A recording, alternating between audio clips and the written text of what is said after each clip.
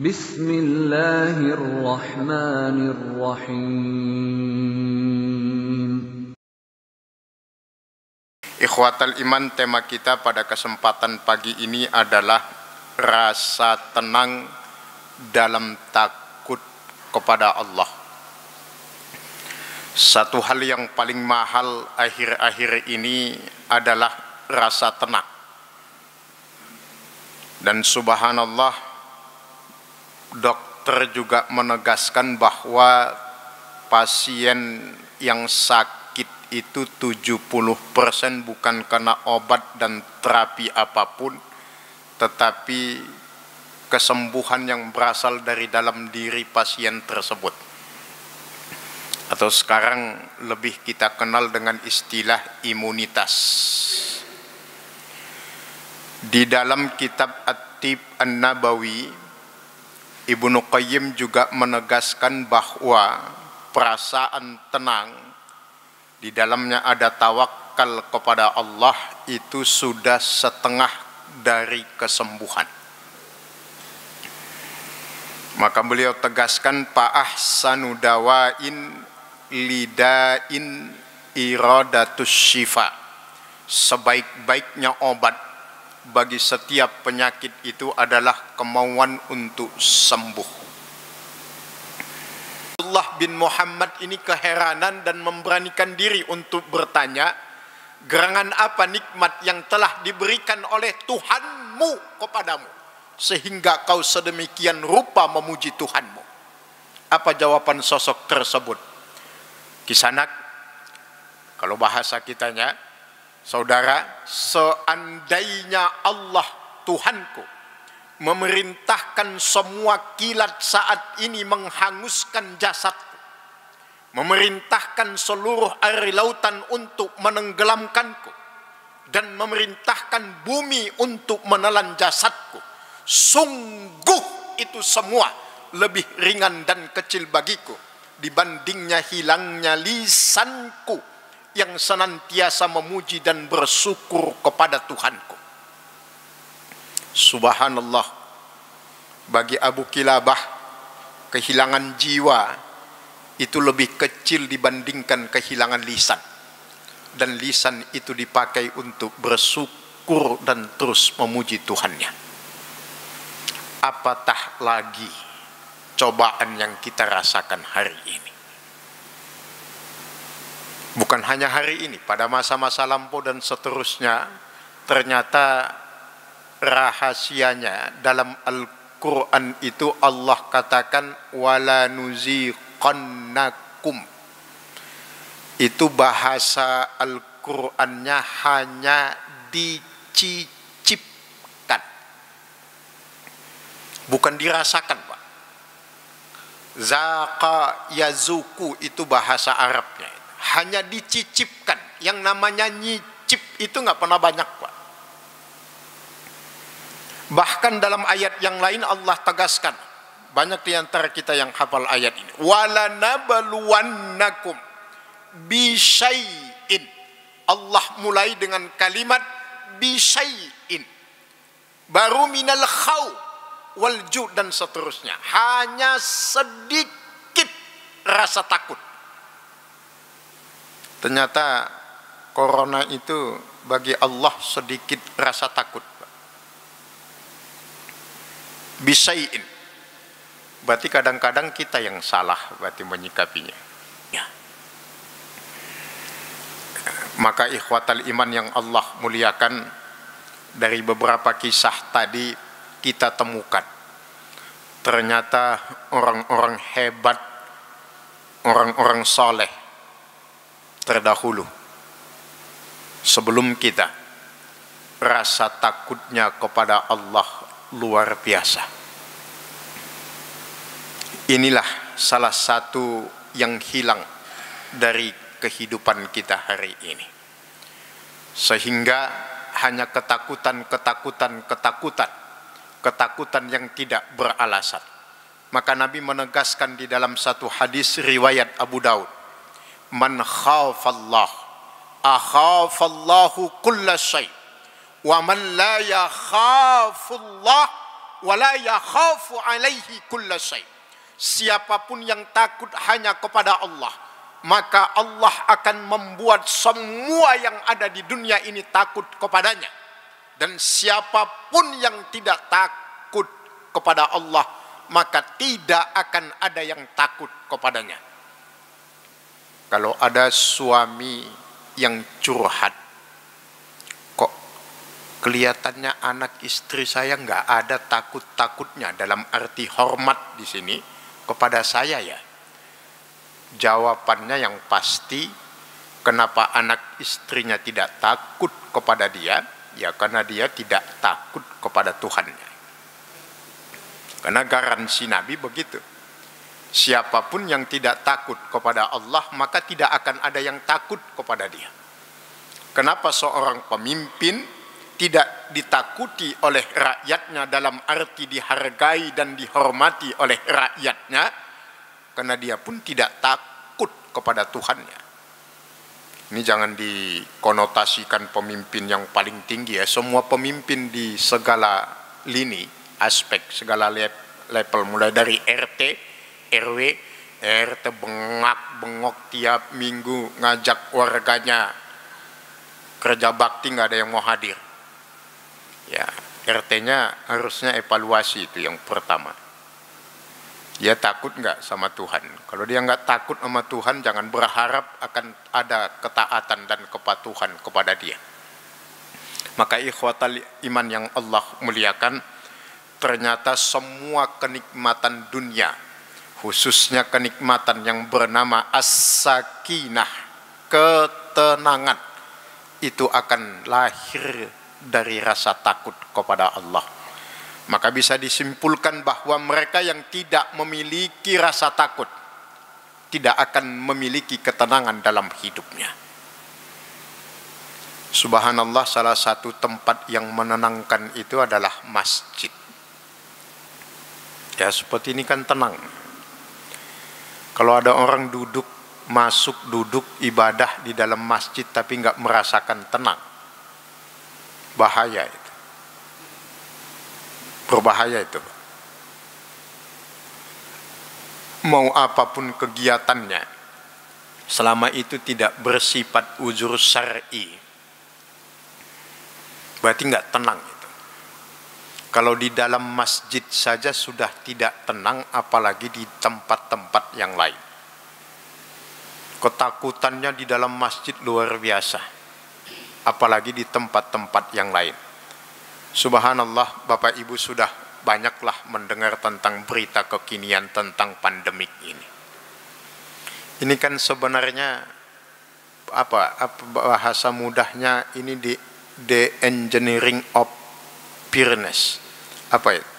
Pabrik ketakutan kan sebenarnya. Ini kan maka selalu kita ulang-ulangi dalam kesempatan kajian kita di masjid ini. Sudahlah ikhwatal iman, normalkan hidup kita kembali, khususnya ibadah kita, dengan tetap menjalankan protokol kesehatan sebagai salah satu bentuk ikhtiar. Sakit ya kita berobat, ya mati ya takdir, selesai. Sehingga berarti kita nekat? Ya enggak, kita juga hamba Allah yang disuruh ikhtiar. Dalam pandangan agama gimana? Ya buktinya sejarahnya ya dulu ada wabah gitu kan. Cuma yang menjadi persoalan kita, konsen kita satu, saling mengingatkan kita, jangan rusak tauhid kita hanya gara-gara corona, itu aja. Dan kenapa? Nabi berpesan, badiru bil a'mali sholihat. Di masa-masa penuh dengan ujian, cobaan, kata Nabi, satu hal yang wajib kita lakukan, lipat gandakan kebaikan. Kenapa sampai Nabi berpesan demikian? Karena kita nggak tahu kapan fitnah ini akan menimpa kita dan apa ketetapan Allah atas diri kita di masa fitnah ini. Kita nggak tahu, Pak. Maka Nabi mengatakan badiru bil a'mali sholihat, lipat gandakan kebaikan yang dilakukan. Kegiatan amal soleh yang lain, biasanya baca Al-Qur'annya 1 halaman, lipat gandakan menjadi 3 halaman. bila perlu 1 juz kali duduk. Karena banyak waktunya kan, banyak kesempatannya dibandingkan pada masa-masa belum ada pandemik ini. Maka kita harus keluar tidak hanya sebagai orang yang tidak kena dan sehat, tapi harus sebagai pemenang. Ya, menang dunianya, menang akhiratnya. Sekarang sekolah sudah serba online. Padahal menuntut ilmu, mencari ilmu itu dalam agama kita hukumnya wajib. Wajib loh. Kata Nabi, paridotun. Paridah itu wajib. Likulli mu'minin wa mu'minatin muslimin muslimatin. Semuanya sudah serba online. Yang terjadi sekarang pandemi COVID-19 ini secara tidak langsung adalah pembodohan. Pembodohan, Pak. Mau menghasilkan generasi yang bagaimana?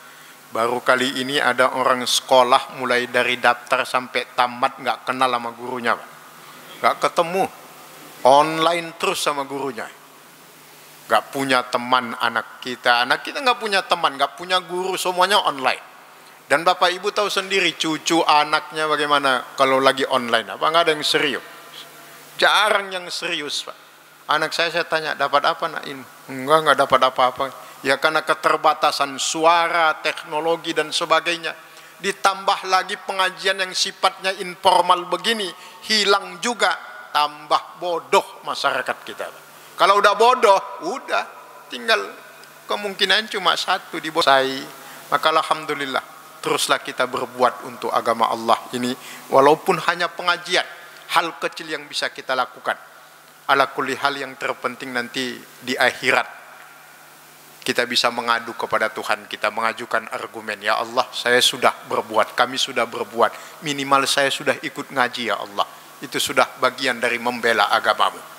Maka ikhwatal iman yang Allah muliakan Bapak Ibu sekalian, kita kembali kepada pembokok pembahasan kita selanjutnya. Sedikit lagi sebagai penutup, apa yang harus kita lakukan? Pertama, apa dulu indikatornya? Orang yang memiliki rasa takut kepada Allah itu. Dalam hadis riwayat At-Tirmizi dari Abdullah bin Umar, 3 indikator orang yang memiliki rasa takut kepada Allah. Yang pertama, merasa rendah di hadapan Allah. Jangan sampai ada rasa sombong dalam diri kita kepada Allah. Sombong itu sudah jelas definisinya, batarul haq wa ghamtun nas, menolak kebenaran dan meremehkan orang lain. Nah, itu sombong. Jangan ada kesombongan di dalam diri kita, karena kita ini hanya merasa. Satu.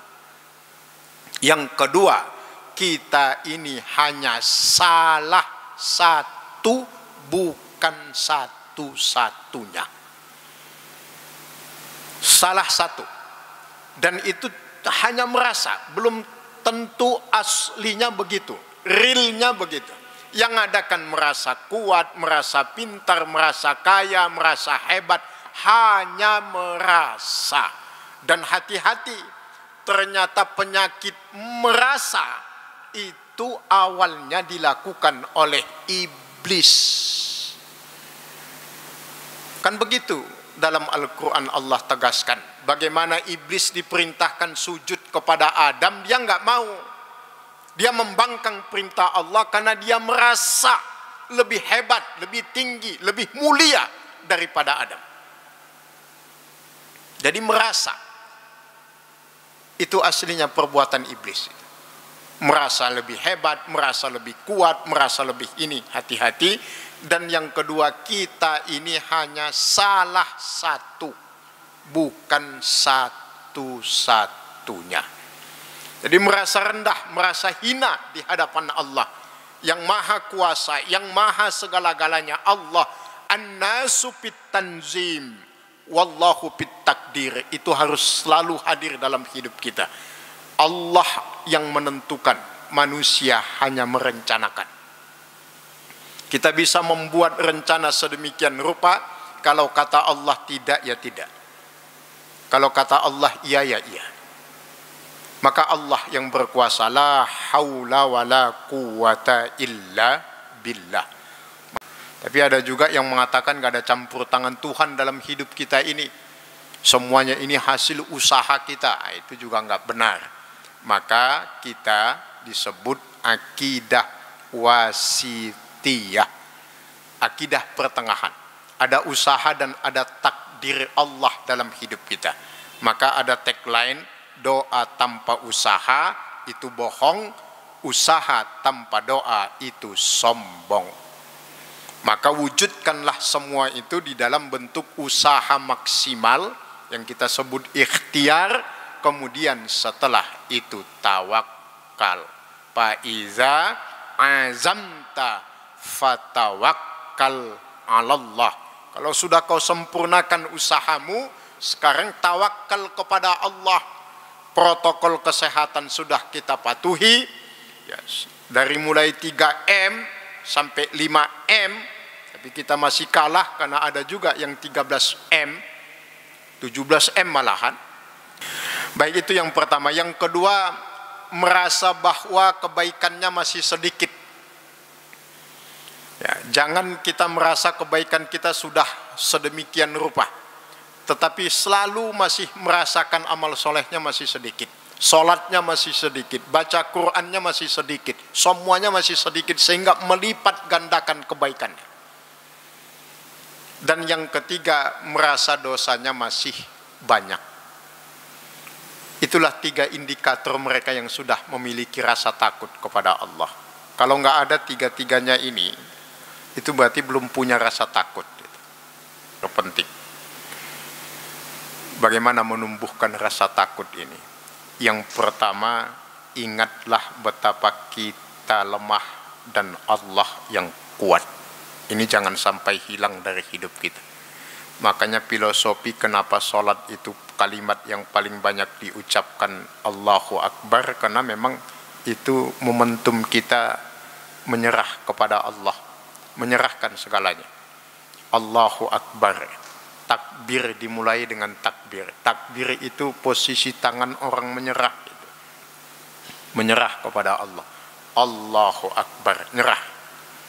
Kalau sudah kita mengatakan kita nyerah kepada Allah, maka konsekuensinya yang paling pertama dan utama, jangan mengatur Allah, biarkan Allah yang mengatur kita. Itulah agama itu. Ikutin aja agama. Semuanya selamat, pasti selamat. Bukan insya Allah selamat, Pak. Kalau berpegang teguh kepada agama selamat. Contoh dalam rumah tangga lah. Ini buat kita semua, khususnya yang masih muda-muda. Kalau dalam rumah tangga apa-apa diukur dengan perasaan, bubar, Pak. Tapi coba kalau semuanya kita kembalikan kepada agama, selesai. Memupuk rasa cinta kepada Allah, memupuk rasa cinta kepada Allah itu wajib dilakukan. Agar rasa takut itu muncul, kemudian mengingat betapa siksa dan azab Allah itu pedih. Ya, azab Allah pedih. Sahabat Umar pingsan sakit hanya gara-gara sepotong ayat. Dan yang terakhir, ini yang tidak kalah pentingnya, jangan pernah merasa aman dari azab dan siksa Allah.